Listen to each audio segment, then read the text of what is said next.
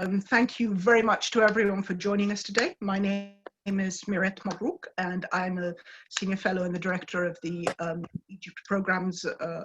Egypt Studies program at the Middle East Institute. Today's webinar is a quick, hard look. I say quick because we're only on for an hour. A hard look at Egypt's economy under the pandemic, where we are, what we are likely to be seeing, and if there are pitfalls ahead, which there are, how do we possibly mitigate them? We are extremely lucky to have our panelists with us today. Dr. Abla Abdel-Latif is the Executive Director and the Director of Research for the Egyptian Center for Economic Studies. She's also the Chairman of the Presidential Advisory Council for Economic Development. She actually has a long list of accomplishments. Do please take a look at the full bios for the panelists at your own time. And Dr. Samarat Allah is the Associate Dean for Graduate Studies and Research at the American University in Cairo and an Associate Professor at their Business Department. We're going to kick off with an extremely brief introduction, little snapshot from each of our panelists, and then we will be moving into a moderated discussion. We will be taking questions as we go along, and the questions will be taken sort of in order of arrival and relevance, if you like. For those of you who are joining us on Zoom, there is a Q&A feature at the bottom of your screen. For those of you who are joining us by phone or by live stream, please feel free to tweet at us. The hashtag is @MEI events. And if you just want to email us, the email is events@mei.edu. So again, thank you for joining us, and I'm going to turn it over to Dr. Abla Abdel-Latif and ask for a quick snapshot. Thank you very much, Miret, and welcome everyone to this webinar. Good morning to all of you, or good afternoon, wherever you are. Let me, in my 3 minutes, take you very briefly, like with the roller coaster ride, on what happened in Egypt because of COVID-19. Egypt has been hit, like everybody else in the world, by the pandemic. It has been hit most in the sectors in which it relies most, which are the tourism, the labor remittances, the Suez Canal. These are the sectors that were hit most and suddenly, all right? Industry was negatively affected. Agriculture was negatively affected. Education and health sector, obviously we had to, due to the lockdown, we were forced to go for distance education, and we are still fighting and trying to deal with the pandemic, which is still on an up curve. The pandemic showed us that we need to change a lot of our strategic directions of things. It revealed that there are institutional weaknesses that have existed in all sectors, okay, and that emerged very clearly during the crisis, and that we need to address. It also revealed the importance of the informal sector in the economy, which has always been seen as a burden to the economy, but actually it's one of the absorbent of the people who lose their jobs in the formal sector. So I mean, it's been realized how important the informal sector is. So there is a silver lining to the crisis that we have to pay attention to. We've had an economic reform program that has protected us a little bit, okay, but only a little bit, because quite a bit of that reform program needs to be completed. Thank you so much, and we will be getting back to all of those points later. Dr. Atallah. Thank you, Miret. Thank you for inviting me. Obviously, this pandemic has generated multiple waves of external shock that we've seen across the globe that have put a lot of strain on all economies across the board. Obviously, economies that are resilient to shocks have better ability to mitigate swiftly and smoothly the impact of shocks, and more importantly, rebound faster and healthier. In the case of the Egyptian economy, the harsh policies that were adopted during and within the IMF-sponsored economic program, they improved the macroeconomic indicators, as Dr. Abla said, they improved a lot of important indicators that we care about in any economy, but they did not move the economy away from its usual reliance on non-productive sectors, non-labor intensive sectors. Having said that, in my view, one of the important risks, or one of the important things to look at moving forward, if we do recover from these shocks, is the tendency to rely on relatively cheaper external financing. We have seen in the case of Egypt, a lot of developing countries, how this ends eventually, particularly that we have a very high degree of uncertainty when it comes to our usual sources, such as remittances from oil exporting countries, tourism, and so on and so forth. And unfortunately, the reform program did not lead to a big rebound in the non-oil exports. They did not expand beyond the usual markets that we serve, and with very weak value chains within the country. The second risk, in my view, that we need to address moving forward is our health system and infrastructure. A lot of us here today may agree with me that the COVID-19 was actually the moment of truth and the litmus test to any health infrastructure. An ailing health system like the Egyptian one faced a very harsh reality, yet a very simple one. It's not really a health system. It cannot deliver basic services. We've seen reports across the board from people having no access to beds, doctors having issues with PPE and working protocol, and most importantly, in my view, it shows the huge discrepancy and the inequality of delivery. So we know that people who can afford to get the kit to be tested are able to do so, and those who cannot would have to be sent back by public hospital because they were not allowed to do that.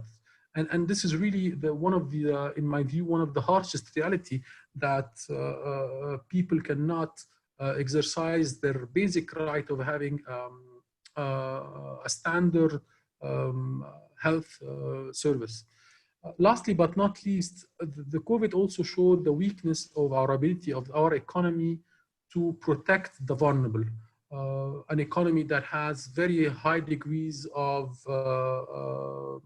informal employment, and all of a sudden, with the shutdown, with the partial lockdown, a lot of these employment opportunities and employment engagements were gone, and people were faced with a lack of a safety net that can enable them to withstand this incredible shock. And actually, I do sympathize with sometimes with the policymakers, is that the urge that we've seen to open up the economy is, in my view, mainly driven by the fact that there is no safety net to protect people during this time. So in my view, these are very critical questions. It is a pandemic, but it also, in my view, a moment of truth whereby we should really address the chronic issues in the economy. Thank you, Mira. Thank you so much. And we're going to be coming back to, I mean, there's a lot to unpack there, so we're going to be coming back to that. I'm going to kick off with something that Abla had mentioned, because it is, I think, one of our underlying tender spots at the moment, and that's unemployment. Now, you mentioned the informal sector. So I want to ask you about the informal sector and unemployment. The informal sector, as Sema showed, is a sector that is peculiarly vulnerable to crises like this, but it's also vulnerable under the best of circumstances. And the Egyptian economy has consistently talked about trying to formalize the informal sector, which is usually code for trying to tax them. So if we look at the informal sector and we look at unemployment, now, the Egyptian government had actually done a very good job at dragging down unemployment. It was at 7.1 just before the COVID hit. However, it was on the back of several publicly funded large projects, and that money isn't going to be available at the moment. So what are we looking at in terms of unemployment, rising unemployment, but more importantly, I mean, Egypt is not the only country going through this mess.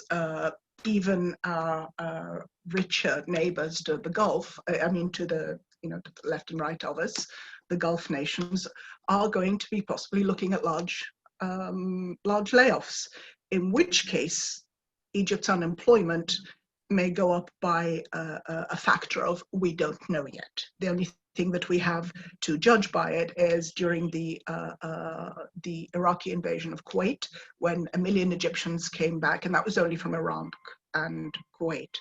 So what are we looking at in terms of the informal sector and in terms of rising unemployment? Thank you, Mireille. You're raising many issues, and let me try to touch upon all of them. First of all, when you said that the government did a very good job in reducing the unemployment rate to 7%, but this is happening because they are working in those big projects, I take this very carefully as an economist, okay? Because what I look at is not the numbers as much as the quality of the jobs and where they are. Most of the jobs were related to the construction sector, and this is not exactly where we need most to support employment. The educated have the highest rate of unemployment, and that's a big problem. People more often than not work in areas that are not related to their education. Okay, and you do have a serious excess demand and excess supply situation in the labor market. It's a structural problem. The educational system does not produce what is needed, and the job market does not find what it needs in the ones that are available. So the problem is big, and it's not solved by a lower number unemployment rate, in my opinion, especially with the definition of unemployment rate that if you work for only 1 hour a month, you're considered to be employed. So let's leave this on the side for a second. Okay. My second point relates to unemployment and where it's heading right now. Who is hit most by unemployment in COVID-19? The youth were the ones that were hit the most. Okay. Why? Because many of them work in the informal sector.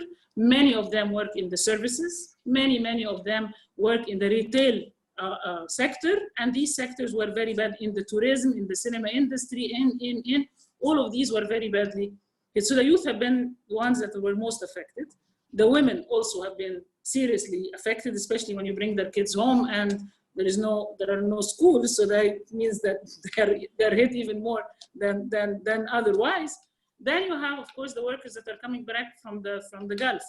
And the loss here is not only in the money that's coming from the labor remittances, which is in the range of about $28 billion yearly. The issue is in the numbers that are coming back, and the fact that we do not have a decent database for who they are and what their specialization is. So how can you accommodate them in the economy? All right, this is really the most serious issue. All countries are hit, okay, but the better organized the labor market, the more database you have, the better the regulations are, okay, the better and the clearer the investment map of the country, the better and the clearer the output of the education system is, okay. All of this is going to take you in the right direction in terms of solutions. And we do have our institutional issues there, okay? First of which is the absence of a database. Now, let me move to the informal sector. Informal sector is extremely interesting. It is responsible for 60% of the workers in Egypt are actually part of the informal sector. Okay, if you take the agriculture also into consideration. So it's 40, and if you add agriculture, it's about 60%. This is a huge number. The informal sector used to have a key feature, and that is absorbing the temporary unemployment, people who are changing jobs, people who graduated and hoping for a good job, so they work in the informal sector until this happens. So it used to absorb a bit the potential unemployment, okay, in the economy and in the society. This is a feature that was completely lost during COVID-19 because they were hit themselves, okay? Yeah. And most of them are working in the services sector, okay, which is immediately hit by the lockdown or by the closing down of China itself, because they have they sell products that they import from China and so on. So the informal sector has been very badly hit. The informal sector, I consider it to be a jewel in the rough, really, okay? We always look at it as a burden, just like we always look at the youth as a burden. Even though the youth are not a burden, they are actually the fuel of the future. And I think it's wrong that we typically look at the informal sector as being one big animal. It's not one big animal. It has components. There are people who are working informally, there are informal enterprises, and there are informal transactions that are taking place within the formal sector. Each one of these is different, and each one of these needs different policies. The approach of tackling the informal sector because we want to tax it is completely wrong. Okay? What you want to do is improve the quality of life of people who are working. You want to increase the production. Okay? You want to increase the exports. You want to improve the performance of the economy. Okay? Not tax them. Entering with the tax angle does not work and has actually failed. And we're proposing a lot of ways out of this, but I don't want to take too much time in talking about that. As far as predicting how much the unemployment is, okay, we did studies on that, and we think that the unemployment is actually going to be right now in the range of about 14%, which is double of what we had before the crisis, and hopefully it's not going to get worse than this. Right, thank you. I'm going to come back to that because I will want to look into how to improve a lot of the informal sector if we're not just talking about taxing it, and I would like to talk more about how to organize a database for labor abroad. But before that, I'm going to jump back to Semer for 1 second because you mentioned something important, and it directly relates to something that Semer brought up: remittances. Okay, Egypt has a reliance on, I mean, you had mentioned that Egypt has a reliance on external financing. Remittances is one of them. Remittances is huge, as Abla pointed out, almost 28 billion a year, 26.5 last year. It's huge. It's a vulnerability for any economy. For Egypt's economy, is it understandable? Is there a way around it? What are the dangers? With all of Egypt's underbelly exposed, if you like, what is a way of attempting to protect ourselves slightly? Well, this is a reliance. Okay, so if we focus on the remittance itself, this is a really critical issue. If you think of the importance of these workers that actually work outside of Egypt, and they are maybe in the order of a quarter of our labor force, and they're generating almost 5 times as much or 6 times as much as the Suez Canal. We're talking a large magnitude of inflows that are very critical to not only balancing our external finances, but also supporting the households back home. And this is sometimes a point that is kind of put on the back burner, the extent to which these remittances support households, supports the education of members of the household that are back home. And this is the remittification and implication of this are tremendous and incredible. I mean, the issue to me is that we have been unable to absorb this workforce inside of our economy. And for many years, we've been exporting human capital to the Gulf countries mainly, but I really do not see how we can mitigate the effect if the conditions in the Gulf countries remain as they are. And I mean, one of the graphs that I always like is to look at the economic activity in our country, the remittances on one side, and the price of oil on the other side.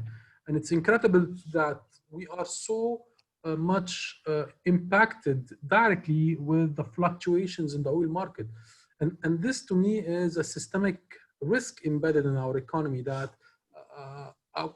a shock in the oil price can have so many implications across the board, starting from remittances, starting from our export sector, and so on. So for me, this issue of remittances has to go beyond our working force outside Egypt to looking at how can we increase the demand for skilled workers within Egypt. Because if there were demand within our economy, these skilled labor would not have left. And I actually want to draw the point that is very, I mean, it's anecdotal evidence, but it has to do with the COVID-19 and the amount of support that we could have used from our medical expertise, whether doctors or nurses that are not working in Egypt, but working in other Gulf countries, is incredible. And these are talented human capital that are not working for the Egyptian health system because there is no demand for them. They are not rewarded sufficiently in our health system, so they have to work abroad. So for me, the issue needs to be looked at with a larger lens at how to generate demand for our workers, either through working, generally speaking, on an investment policy, an industrial policy, whereby we can create a positive climate for industries that generate employment, quality employment, not just any employment, as Dr. Abla pointed out, employment in construction sectors, whereby they rotate employment every 6 months or 7 months, is not really a typical type of employment. So for me, the remittances is a symptom to a much deeper flow in the structure of our economy. I hope I answered that. Well, thank you. I think detailed answers are going to take a lot more than we have, so we're sort of rushing through it. But I do think it's important to bring them all up for discussion. And you brought up one important factor that I'd like to bounce back at Abla, the Suez Canal. Now, a few weeks ago, the Suez Canal was sort of mentioned as the one bright spot in that, surprisingly, demand had not been dropping and revenues had gone up. Now, that situation has changed slightly, basically, because globally, and again, this has to do with our reliance on external factors, globally, trade is down, demand is down, so this will be affected. Is there, I mean, should we be looking at developing the Suez economic zone rather than simply concentrating on the canal? You're absolutely right. I think one of the things that were clearly revealed during the crisis, the institutional weakness in the Suez Canal sector, is exactly this: that you are relying only on the canal itself, and on the fact that ships will pass, and you count the ships and you count the demand. Okay? When in reality, this is obviously very, very closely linked to international trade movement. And it's not likely that the world is going to be making huge bounces in growth in the next year or couple of years to come. And this means that the Suez Canal is extremely vulnerable because it is affected by the demand, and demand is coming from outside completely. So the focus, okay, should be on the Suez Canal zone. And the Suez Canal zone is an industrial zone that has very, very high potential. We have a plan for it, but it has not completely materialized yet, okay? And we need to provide advantages that make it competitive to the other zones in the different countries, okay? We don't stand alone in the world. We have competitors all over the place. Everybody's trying to attract migrating investments. Okay? We have an extremely positive geographic position to help us, and the position of the Suez Canal zone next to the canal gives it special importance. It's not just an industrial zone. It is something that is located next to shipment place, all right? And this means that the types even of investments that we can attract are different than any regular industrial zone. It has to be very, very special. And I think we are doing work there, but I think we need to do a lot more, and this is the real potential of the Suez Canal area. Thank you so much. And I'm going to jump back to you in a second, but again, you touched on something. I'm going to ask Semer about it. You had mentioned that we have a reliance on debt financing. I mean, Egypt has always had a reliance on debt financing. How do you expect this to change? How would you want this to change? How would we move away from it? Because it's not easy. Absolutely, absolutely. I mean, any economy uses debt. I mean, there is no, to the best of my knowledge, there is no country that does not issue debt or uses debt.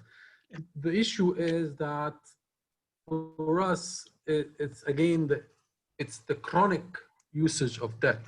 I'm more concerned right now as we speak of the external debt rather than the internal debt. I mean, during the Mubarak era, there was this notion that we would rely more on internal financing, and starting 2016, we shifted more towards external financing. My worry, particularly with external financing, is its dynamics. First, it's dynamics. Second, I think it's the type of debt we issue. The dynamics do not work in our favor when we rely so much on things that are vulnerable to external shocks. So when we rely on tourism, when we rely on remittances, to close our external gap, our deficit with the external world. So every time our ability to service this debt, whether in terms of interest or in terms of installments, we are always relying on moving things away. So we issue new debt to service previous debt. So that's, for me, is put us in an unsustainable path.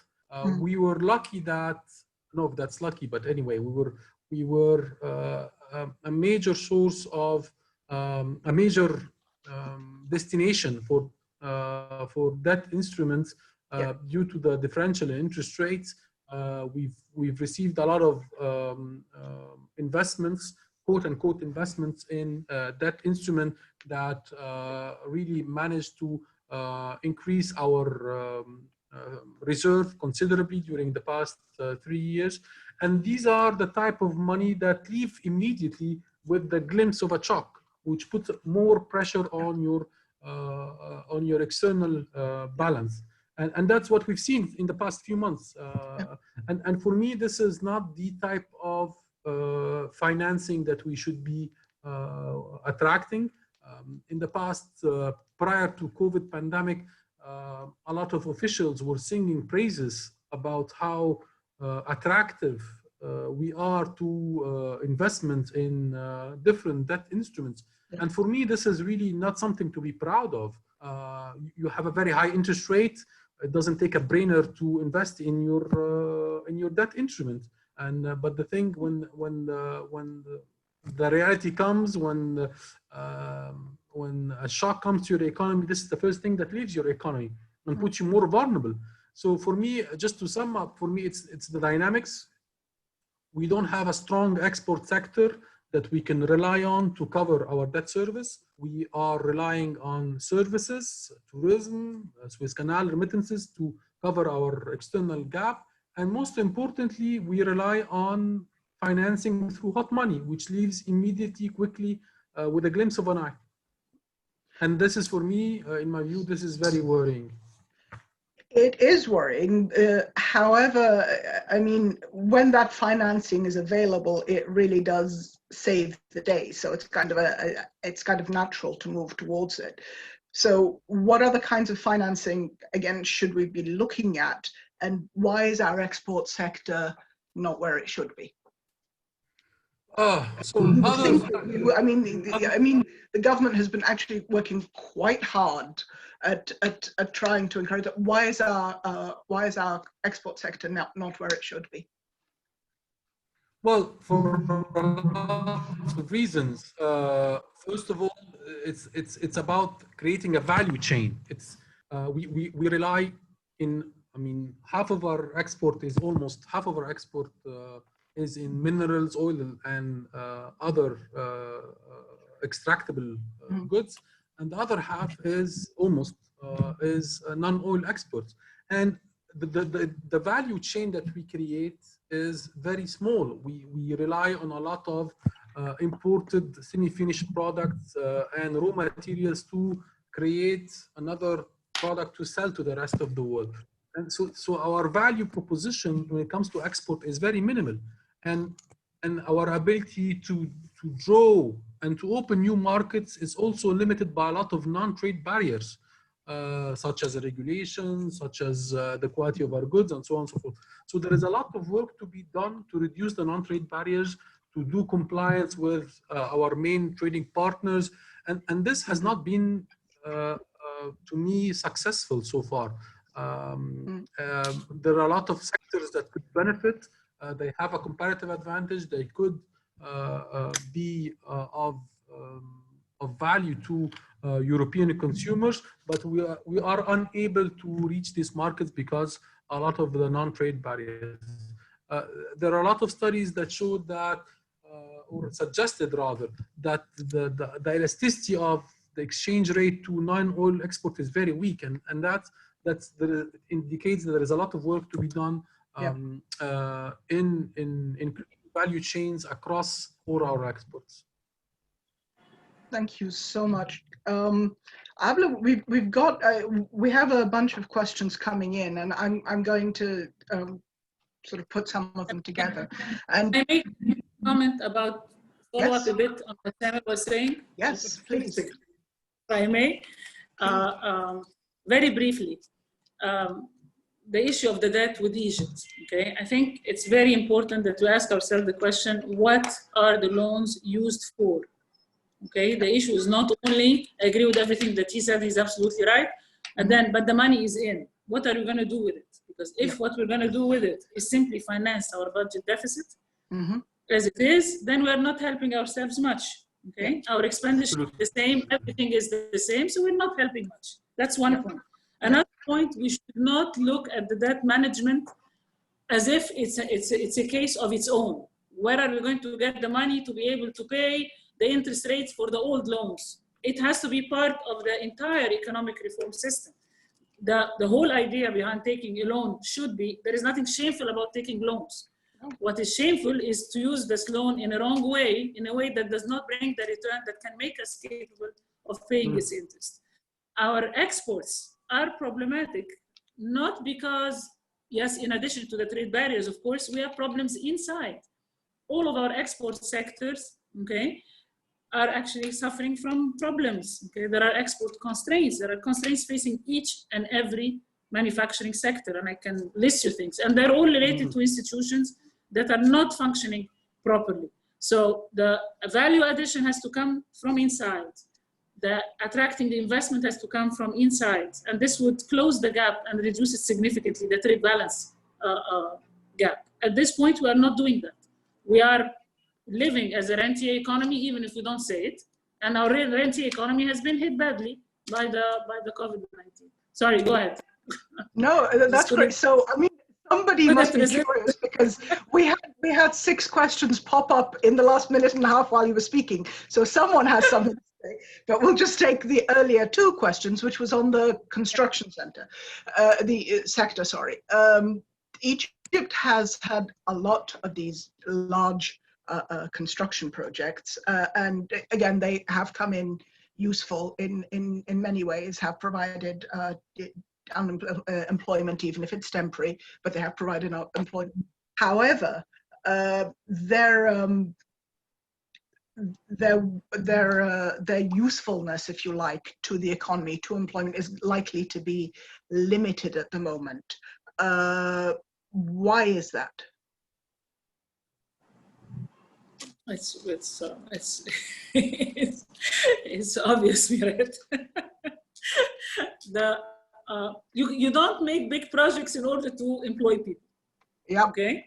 This cannot be the target, right? Okay. Big projects are made because they want to achieve big things. All right.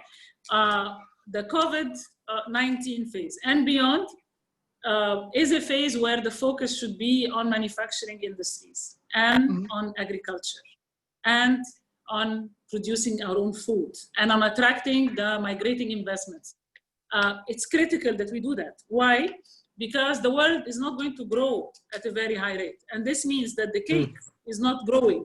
And so your share is not going to automatically increase. If it is to increase, it will have to be at the expense of somebody else. Not through war, yes, like it used to be during the mercantilist time, but rather through having a competitive edge. And the competitive edge is related to the manufacturing and the agriculture. The construction projects led the growth of the country in the last few years, and I cannot say that this is bad, but I cannot say also that this is good. We need to diversify. We always needed to diversify, yes. And the need for diversification is stronger now than it used to be. There are lots and lots of projects and investments related to the education, related to health, building, related to the human investment, plus the manufacturing and the agriculture and the digital sector and the communication sector. All of these are very critical for the next phase. It cannot be the construction, and even if it creates temporary jobs, this is not really the solution. Okay, perfect. It was not before, and still not more so now. Perfect. I just want to add, go on, please. Yes, sorry, I just want to add something to what Dr. Abla said, is that, I mean, two things. One thing, we need to be directing our very limited resources to things that can create value and that we can sell to the rest of the world. The mega construction project do not do both. So that's a typical case of misallocation of resources that we teach in the first lecture of economics to our students. The second thing is, this is, in addition to the very important list that Dr. Abla mentioned, I would really emphasize adding, redirecting our resources to our health and education sector. It has shown really how vulnerable these two sectors are in the past, in this current pandemic. We absolutely, I mean, if you think of all the pounds and the dollars that was spent in construction projects that could have been directed to ICE units, to building hospitals in villages that do not have access to any healthcare, you could have seen a totally different result than what we have seen today. And also one last thing, I'm sorry. The mega projects are also a big animal. We should not treat them equal. So there are projects in infrastructure and roads. There are also projects in electricity capacity. All of these do matter to increase the productive capacity of the economy. But there are also other projects that, in my view, do not add value much to the economy. Okay, perfect. It segues us into another question, because there was a good question here on, we're talking about risk factors, all right? What about resilience factors? I mean, we need the bright chink in the armor here, okay? What about resilience factors? What do we have? Now, Abla did mention one of them. Part of it is our workforce. Egypt has a huge and incredibly impressive young entrepreneurial class that works on entrepreneurship, on digitization. I mean, it's enormous. But what are, I mean, some of our resilience factors here? For both the panelists, whichever one wants to take it on. Let me start by saying that, yes, we do have a huge young labor force, which is really a great wealth. But the issue is how you are going to employ them. Because we often forget that employment is a derived demand. I mean, you don't demand labor for labor's sake. You demand labor to produce products that are going to be sold in the local market or exported or. And this means that at the end of the day, the employment and the resilience is actually coming from having proper investments, from having institutions that are operating properly, from having a good governance system, from having value chains that are close to home, okay, let's put it this way, to a certain extent, so that you don't avoid the problems that happened during COVID-19. Solve your institutional problems, solve the issues related to the real side of the economy. This is the recipe, this is the ticket to your resilience and recovery. And so, everything else. Perfect. It all follows from... Okay, so this leads me on to a really, well, two questions, one of them more, I think, important than the other. One is, what are our comparative advantages here? I mean, if we get back to the export sector for a second, what are our comparative advantages here? But two, on institutional reform. So we know that we need institutional reform. What is your dream list for reforms? Okay, in short. I mean, because this is something that, you know, economists continuously talk about, and they're right. We need institutional reform, but it's a long laundry list. Okay, how think do it we needs a take panel on its own. advantage of the hole that we're in at the moment, and which institutional reforms do we hit first? For both of you. Okay, maybe Samer should start because I started. Well, I mean, I believe this is needs absolutely a panel by itself. I mean, yes, that's why I said, yeah. I mean, off the top of my list, I mean, definitely the rule of law. Definitely, we need to work on expediting our legal system, make it more dynamic, quicker, fairer. Absolutely, this is critical to any economic activity. We have to work on an issue that has been there for a long time, which is the bankruptcy law. There are some attempts to do a legislation. We have to work also on consumer protection. We have to work on the antitrust operation in our economy. All of these are issues that also you can go down the list of doing business and you can find lots of things where are very, very positive opportunities for us to improve. The tackling of corruption is obviously on top of the list. There is a lot of work that should be done across the board at all levels in tackling corruption. And again, these are issues that, in my view, absolutely need political will. This is not where we as economists can do much. And this is really, especially when it comes to corruption, this is absolutely top driven. This is not something that can come from within small enterprises or from, it cannot be an effort led by one entity or the other. This has to be across the board. What else? I mean, there was one recent initiative last year that has to do with permits issuance to industrial operation. This was a very good initiative that actually enforced the entry to the market and so on. I mean, there's a very long laundry list, and after the economic program in 2016, there was a lot of information and a lot of suggestions on how to move forward with establishing these institutional reforms in order to unleash the potential of the Egyptian economy. And unfortunately, no steps were taken so far. And unfortunately, came COVID that I'm sure will derail a lot of these efforts moving forward. Thank you so much. Abla, do you want to take a quick stab at this? There's a lot of questions, so if you don't. No, I will take a quick stab. First of all, I don't want to talk about comparative advantage for Egypt. I want to talk about competitive advantage, because you create the competitive advantage. Better, okay. All right, that for starters, okay? You create the competitive advantage. And the minute you say competitive advantage, you have to have institutional reform and the proper institutions. The countries that are doing very well, okay, in international trade and extremely efficient, have excellent logistics system. You would not have a decent logistic system in everything, okay, if you don't have the proper processes.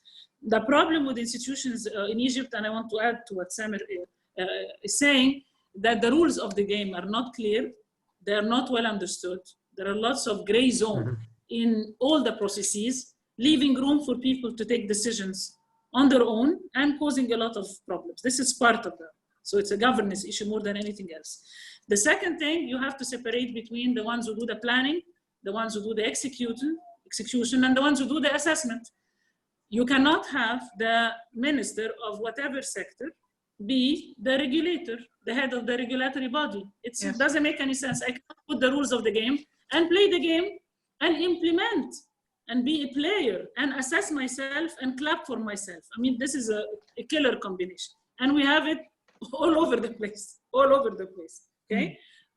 You have to solve obvious issues. All investors in Egypt complain about land. We have nothing but land in this country. And yet, land is a big issue. Why is it a big issue? Because we have 10 institutions in charge of land, okay? 10, they're all competing with each other. They're all having different laws. They're all having different regulations. It's a mess.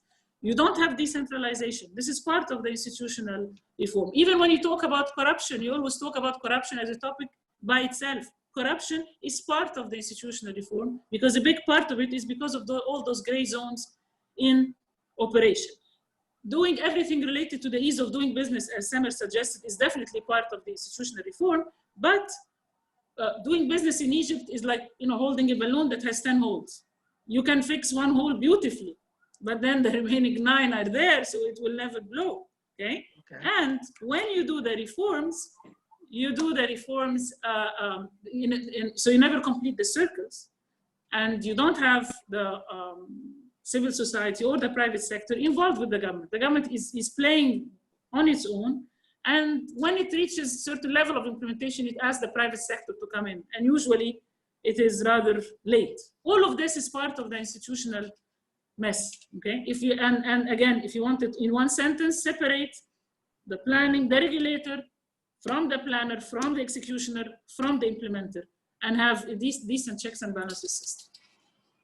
Okay. I cannot go quicker than that on the institutional front.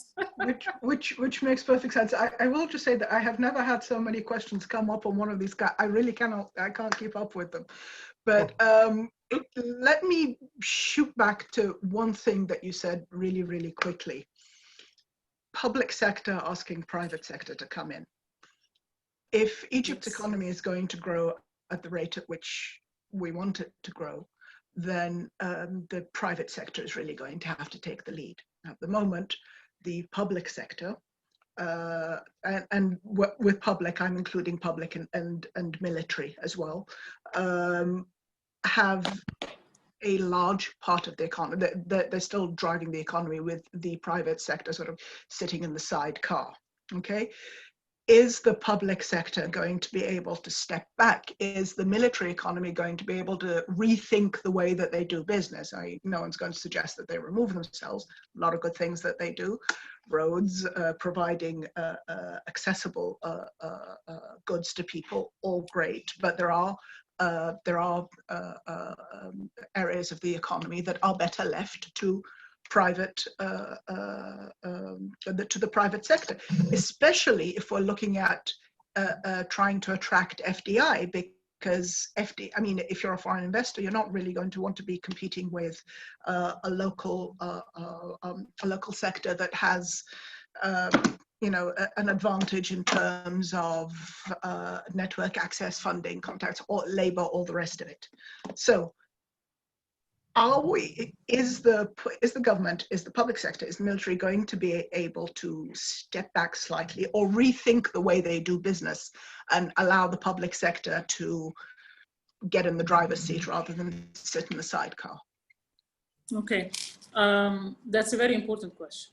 And when we talk public sector, we need to differentiate. I don't like to call the military public sector because it's really different. It is a military sector explicitly. Yes. Public sector is the state enterprises that exist, and this is a whole topic, and there are areas trying to improve them and fix them and in a way. So let's leave this on the side. And they are the ones that are involved in the productive sector. So you find them in the textile, you find them in the pharmaceuticals, you find them, you know, in the iron and steel, everywhere. Okay, so let's leave this on the side. The issue with the involvement of the private sector, when it started, there was a certain logic to it. Okay, we want to push the development path or the growth path of the country, and at the same time, we are doing the reform for the different institutions. And the different institutions are very slow in responding, okay? And so the idea of using the military was to push certain changes and push implementation of projects, and the private sector is working through them. In the infrastructure, they would always tell you that the private sector companies are the ones that are implementing at the end of the day. We are just the way, the way it is, okay? Yeah. So this was the original thought. And the idea was to sort of hand over those finished projects to the private sector afterwards, because the military cannot manage them, okay, all right? And so this line has to continue this way. Now, COVID-19 came and stopped things. And I think the stop, it has a silver lining to it. And one of its major silver lining is that we really have to revisit our priorities in general, and we have to revisit the role as well. At a minimum, you cannot say, let the military give room for the private sector. No, the private sector is the driver, okay?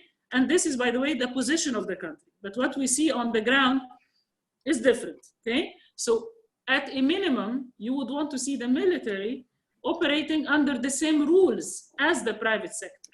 If they and this, by the way, exists in other countries as well. It exists in the US, it exists everywhere in the world.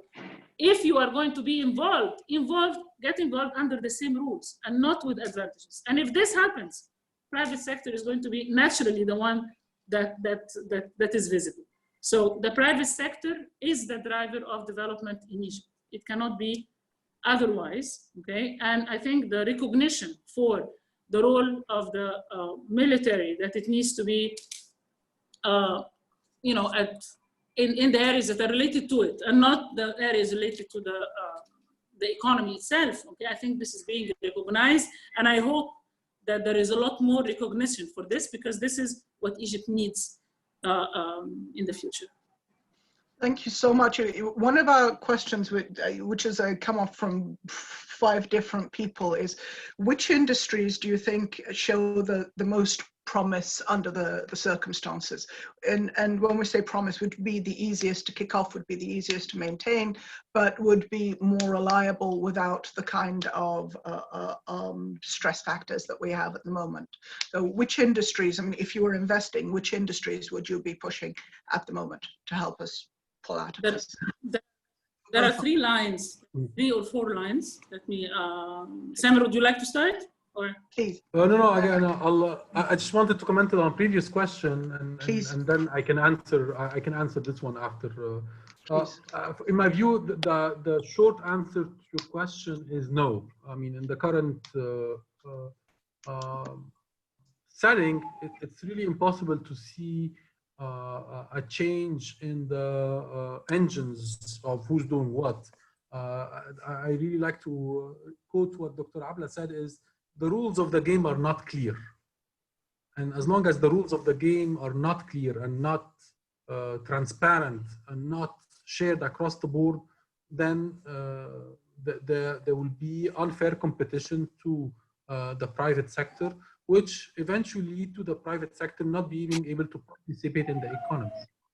Even though with the official stand of the government is, we believe the private sector will generate employment, we believe the private sector is the one that should be leading the way, but I don't see this happening. I mean, there are areas where the private sector is facing fierce competition because the rules of the games are not the same, and this defies the whole premise of a market that has free entry and free exit. And back to your question of the industries, I think, in my view, the industry that is very important, that really generates employment and has the ability to be competitive with the rest of the world, is the processed agricultural goods and commodities. And we can work a lot on this with our European partners and how to improve this. It creates a double edge. We are able to boost our export sector and in the same time generate employment. And again, it goes back to a lot of issues related to starting up a business and so on and so forth. My only question on that would be, do we think that pushing a reliance on agriculture-based goods is the best thing in terms of growing water shortages and climate change and all the rest of it? Yeah, obviously, but again, you're raising a very critical point that there is obviously a trade-off. But in my view, a lot of agricultural sector, we can add value by processing these foods and vegetables and other goods that can add more than just the basic agricultural goods in terms of being exported as is, but in terms of processing it, we're adding more value to it. Absolutely. All right, thank you so much. Abla, you wanted to mention? Yes, I'll mention something about the industries. Egypt has always been trapped in agriculture and in processing of agricultural products. Okay. And somehow we seem to be pushed in this direction. Every time we try to step out of it, we always push back. Go back to agriculture processing. Okay? I think there are opportunities that exist in all other sectors that we don't see very much. There are opportunities that come immediately with the crisis, and there are opportunities that have potential and that we are not building on. The opportunities that come immediately with the crisis have to do, for instance, with the ready-made garment industry shifting to everything that is related to the crisis, like the production of the face masks, the production of clothes that are protective. The engineering industries shift to the production of ventilators. These are opportunities that emerge immediately with the crisis, okay? And the catch in the case of Egypt, that you encourage them to do this without putting more institutional constraints on them. Don't add bureaucracy. Go, move fast. We cannot afford that. This is one point. A second point, within the engineering industries, more than 90% of what we import from China, interestingly enough, are actually white goods. Refrigerators and fridges and refrigerators and stoves and all this stuff. And we do have a strong production at home, okay? Yeah. We import finished products and we import a huge number of components that can very easily be produced at home. So let us encourage the production of components that are supporting our existing industries. This is going to be hitting several birds with the same stone. You would be improving the trade balance, you would be increasing the investment, you would be attracting actually the migrating investment, okay? So it's important to do that. Again, there are lots of migrating investments right now. We need to attract the big players and the mass production. It's like if you encourage a company that's producing refrigerators, it comes along with the ones that also produce the components. You know what I mean? You would be attracting a cluster, all right? Yes. It's the thinking that needs to change. So we do have something there. In the area of the textiles, we have an incomplete value chain. We have cotton, we have ready-made garments, and we have a very weak chain in between, okay? You don't have, you don't produce non-cotton artificial fibers, okay? You do not have decent fabric production. You do not have a good dyeing and finishing industry, right? And there are lots of migrating industries in this specific area. Let us bring them in. Let us bring them in to produce in Upper Egypt, for instance. So there are opportunities in that area as well. So between the engineering and the textile, you have a lot. Everything related to digitization is a great area. When you talk about agriculture and the water challenge, you have all the changes, the investments in changing the irrigation system. The water management system has not changed since the pharaohs, okay? The management system. Not quite, but yeah. Not quite. It improved a little bit. I got carried away, all right? Okay. So it needs definitely a look, especially considering everything that is happening. There are lots and lots of rooms for investments there. In the logistics part, everything related to the services, okay? Education, there are lots of room for things. My only worry is that the competing with, at this stage, with products that are imported from China is going to be very steep in terms of a comparative advantage. But I totally agree that there are, I mean, the one that came across my mind immediately off the top of the list, but I mean, there are a lot of opportunities across the board, obviously, but it's a much steeper competition with the Asian with products coming from China, from a lot of Asian countries at this stage now. But again, there are a lot of areas where we can unlock the potential very quickly in our economy. Sometimes it's a lot of political will to unlock it, and sometimes it also requires a lot of work from in the institutional level, just as we briefly discussed. But I mean, the silver lining is there. I hope we do have to work a lot on strengthening the resilience of our economy to shocks. That's absolutely my five words conclusion. Your 5 words. Abla, do you have a 5-word conclusion? We've got about 1 minute. Yes, I do. We have to face our demons. It's time that we face them. We've been avoiding everything that is sophisticated. Even when you talk about the ICT, you always think that this is beyond us. This is much bigger. This is not the case. ICT sector, a big part of it. The IT part needs serious development, and it's all human-based, brain-based, and we do have the brains. Let us face our demons. Let us fix our institutions without being shy. Let us not change our institutions by the same people who are benefiting from the existing system. It does not make any sense. Let us encourage the informal sector by fixing the formal sector, for God's sakes. Why would you go to the informal sector if there is a decent formal sector operating? So improve the performance of the economy. Do the basics, okay? And everything else will follow. Improve the policy-making capability and everything else will follow. I'm very hopeful. I believe in this country. I believe in youth. I believe in the people. And I know we're going to get there. But we need to revisit our priorities and have more guts to face our problems without being afraid, and our weaknesses without being afraid. Okay, perfect. And on that hopeful note, I am going to thank you both very much for an excellent session, because we're about to be booted off. And I would like to thank Dr. Abla Abdul-Latif and Dr. Samir Atallah for an excellent panel. I'd like to thank everyone who joined us and the many people who sent in questions. I'm sorry if all the questions weren't answered. We did try and move them into the conversation. And we hope to see you again. And thank you to everybody, and have an excellent day or evening wherever you are. Thank you. Thank you. Thank you. Thank you very much. Bye.